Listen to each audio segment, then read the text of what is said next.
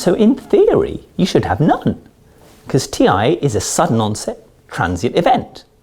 So in theory, you should have none. But we know that once you've had something like this, one of the biggest things I notice when I see patients after a transient event is there's a great deal of anxiety. You know, I've suddenly had this I've been going absolutely fine, and then I had this sudden event, and I see a doctor, they put me on 3 lots of medications, tell me it's a risk of stroke, and bang, it's a big hit to your system, mentally as well as physically. And so there's often mood changes after that, and there's some anxiety and stress after that as well, and that's very, very normal. We know mood can be affected after strokes, and possibly it's affected after transient events as well. In some patients, particularly some older patients, it can affect their thinking a little bit. And you could argue, well, why is it that after such a transient event, cognition can be affected? So that's thinking and memory and your speed of thinking, but we know it can occur.